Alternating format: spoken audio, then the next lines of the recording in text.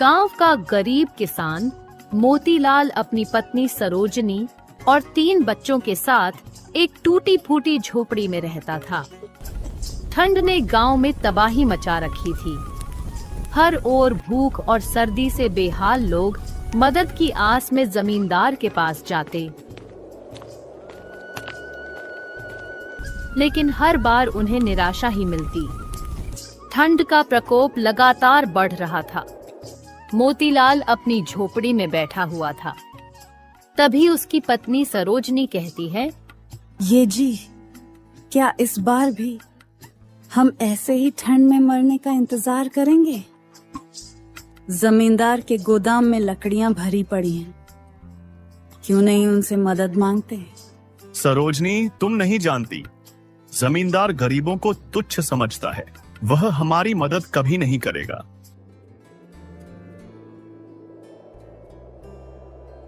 भैरवपुर गांव के जमींदार राजेश्वर सिंह अपनी दौलत और ताकत पर बेहद घमंड करता था। उसका बड़ा सा गोदाम लकड़ियों, अनाज और ठंड से बचने के सामान से भरा पड़ा था, लेकिन वह गरीबों की मदद करने के बजाय उन्हें अपनी शक्ति का एहसास दिलाने में ज्यादा रुचि रखता था। हर साल ठंड के मौसम में गांव के लोग जमींदार के पास मदद की आस लेकर आते। वे जानते थे कि उसकी संपत्ति से उन्हें थोड़ी सी सहायता मिल जाए तो उनकी जान बच सकती है, लेकिन जमींदार के रवैये से वे हमेशा निराश लौटते। जमींदार के गोदाम के बाहर बड़े बड़े पहरेदार खड़े रहते। जब भी कोई गरीब आदमी मदद मांगने आता तो सबसे पहले वे उसे डांटकर भगा देते। अगर कोई जिद करता तो उसे जमींदार के सामने पेश किया जाता। गांव की एक विधवा कमला अपने बच्चों के लिए अनाज मांगने गई। ठंड की वजह से उसका छोटा बेटा बुरी तरह बीमार था। जमींदार साहब, भगवान के नाम पर थोड़ा अनाज दे दीजिए, मेरे बच्चे भूख से मर रहे हैं। तुम्हारे बच्चे मरते हैं तो मुझे क्या, मेहनत मजदूरी करके खाना खाओ। साहब, इस ठंड में काम कैसे करूं? मेरी छोटी सी झोपड़ी में आग जलाने को लकड़ी भी नहीं है। अगर लकड़ी चाहिए तो मेरे खेतों में तुम्हें काम करना होगा। कमला चुपचाप आंसू बहाते हुए लौट गई।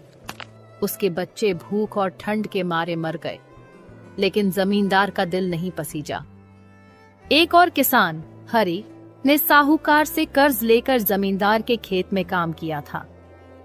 ठंड की वजह से उसकी फसल खराब हो गई और वह कर्ज नहीं चुका पाया। साहब, मेरे पास केवल वही जमीन है। अगर वह भी ले लोगे तो मैं अपने बच्चों को कहां लेकर जाऊंगा? मुझे परवाह नहीं, अगर पैसे नहीं दिए तो मैं तुम्हें और तुम्हारे परिवार को गांव से बाहर फेंक दूंगा। जमींदार की निर्दयता यहीं तक सीमित नहीं थी। उसके गोदाम में इतनी लकड़ी थी कि वह पूरे गांव को ठंड से बचा सकता था, लेकिन वह गरीबों की मदद करने के बजाय ठंड में उनका मजाक उड़ाता। गांव के कुछ लोग एक दिन गोदाम के बाहर खड़े होकर उससे मदद की गुहार लगा रहे थे। जमींदार साहब, ठंड में हमारे पास आग जलाने के लिए लकड़ी नहीं है, कृपा करके कुछ लकड़ी दे दीजिए। तुम लोग हर साल ठंड में रोने आते हो, क्या तुम्हें नहीं पता कि ठंड में खुद को कैसे बचाना चाहिए? साहब, हमारे पास कुछ भी नहीं है, आप ही हमारी मदद कर सकते हैं। अगर लकड़ी चाहिए तो पहले मेरे गोदाम के बाहर बर्फ साफ करो, उसके बाद में कुछ मिलेगा। गांव वाले ठंड से कांपते हुए जमींदार की बात मानने को मजबूर थे, लेकिन जब उन्होंने बर्फ साफ कर तो जमींदार ने उन्हें लकड़ी देने से मना कर दिया। अब ठंड का कहर और भी ज्यादा बढ़ने लगा। ठंडी हवाएं शरीर को चीर देने वाली थीं और सूरज जैसे बादलों में कहीं छिप गया था। हर साल ठंड गांव के गरीब लोगों के लिए एक बड़ी मुसीबत बनती थी, लेकिन इस बार यह मुसीबत मौत का कारण बन रही थी। गांव के अधिकतर लोग गरीब थे और टूटी फूटी झोपड़ियों में रहते थे। उनकी झोपड़ियों में न दरवाजे सही थे और न ही खिड़कियां। ठंडी हवा बेधड़क अंदर घुसती और उनके शरीर को सुन्न कर देती।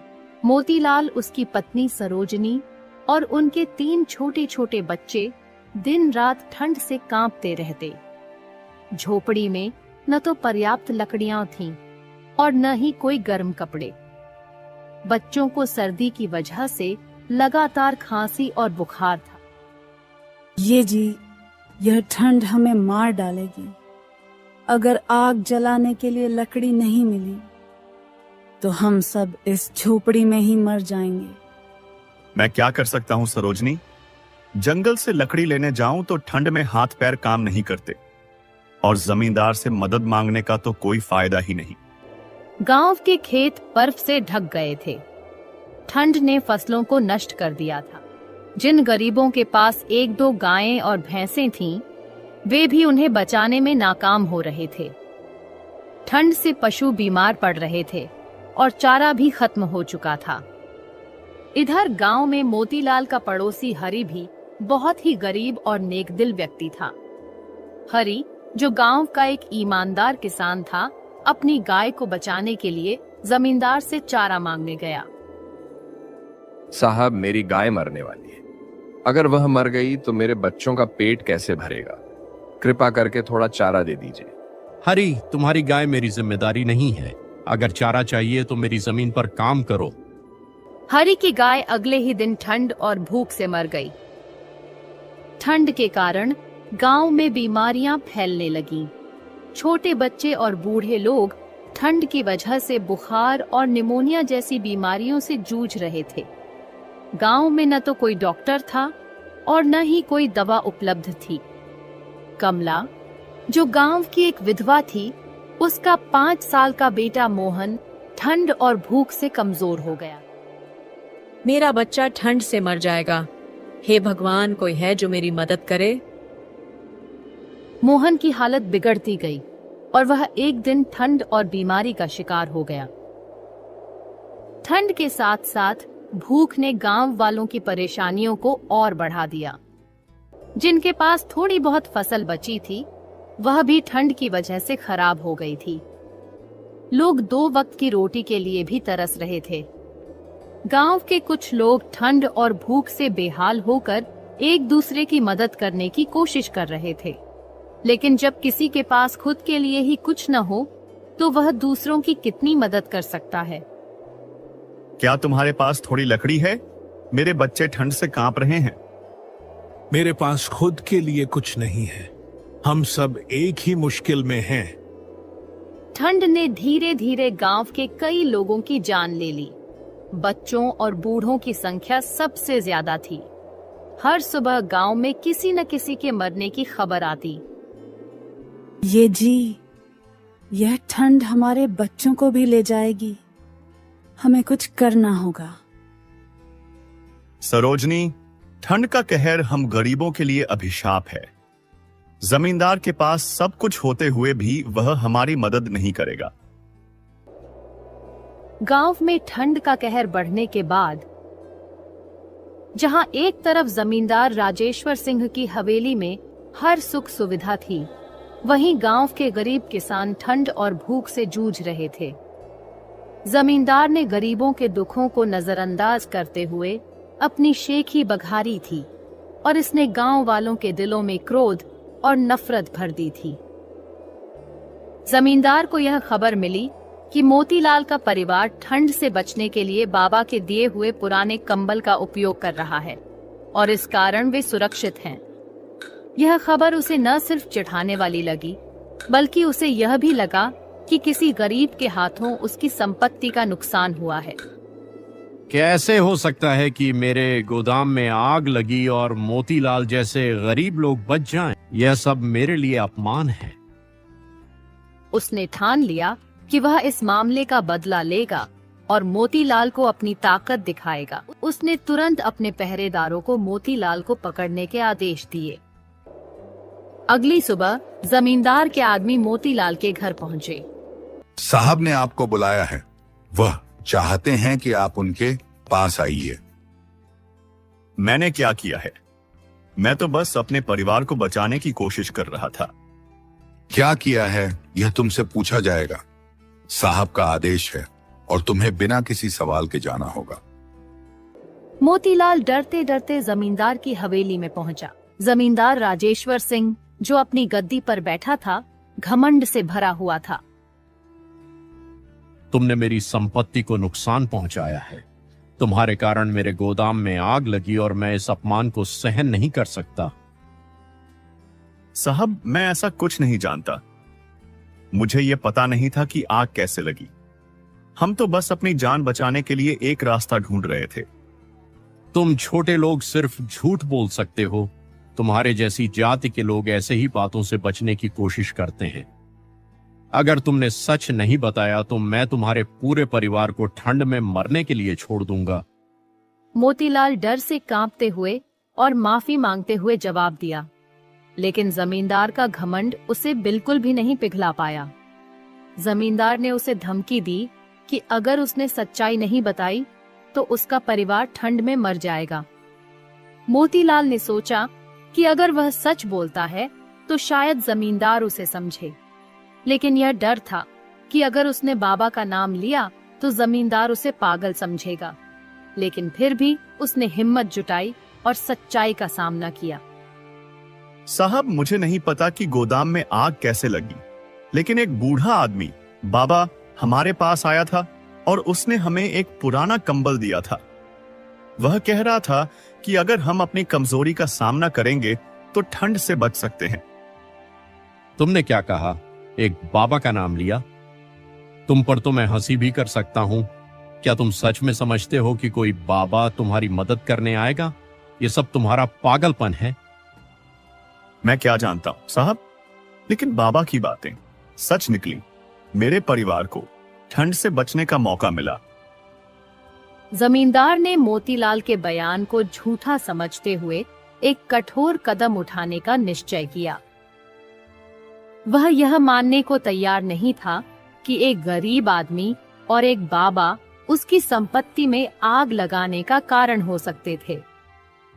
वह सोचने लगा कि उसे मोतीलाल और बाबा को सजा देनी होगी। जमींदार ने रात को अपने कुछ गुंडों को साथ लेकर जंगल में जाने का आदेश दिया।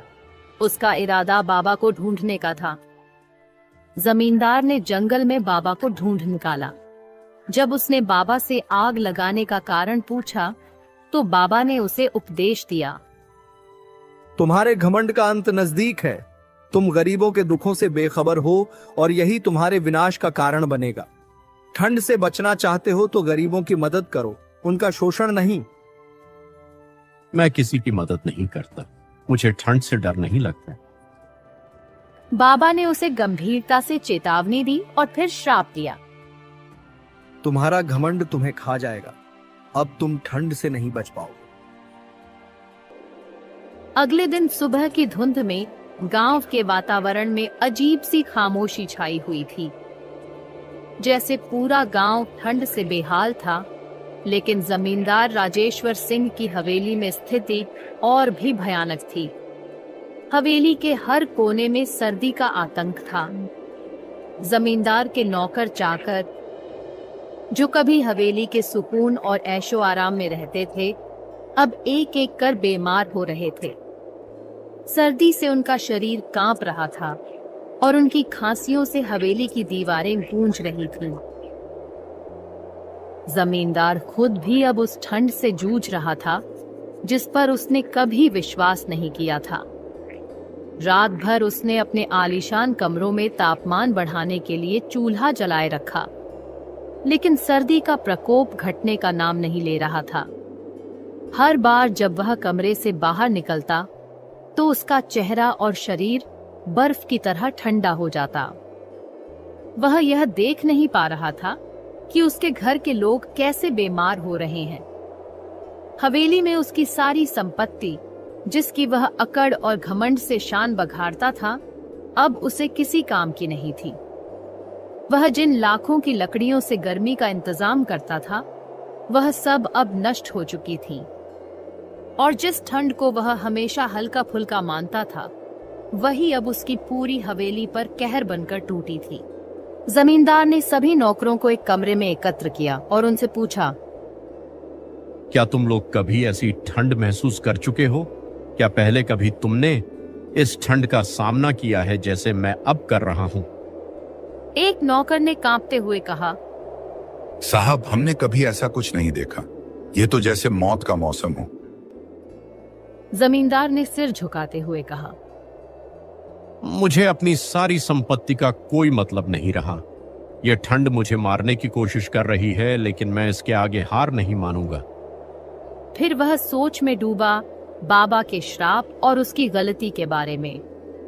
अब उसे समझ में आ रहा था कि उसकी घमंड और अकड़ ही उसकी तबाही का कारण बनी थी। वह सर्दी से बचने के लिए किसी भी उपाय का उपयोग नहीं कर सकता था। उसकी सोच बदल चुकी थी और उसे यह महसूस हुआ कि अगर उसने गरीबों की मदद की होती तो शायद आज यह स्थिति न आती। जमींदार का दिल अब पश्चाताप से भर चुका था। उसने यह समझा कि वह जो सोचता था वह गलत था। उसकी प्रचुर संपत्ति और घमंड की चुप्पी ने उसे इतना अंधा बना दिया था कि वह कभी भी उन लोगों की स्थिति को नहीं समझ पाया जिनकी मदद से वह खुद आगे बढ़ा था। अब वह जान चुका था कि गरीबों की मदद करना उसकी ताकत थी, न कि उनका शोषण करना। वह अपने नौकरों के पास गया और कहा, अब से हमें अपनी पूरी संपत्ति गांव के गरीबों में बांटनी होगी।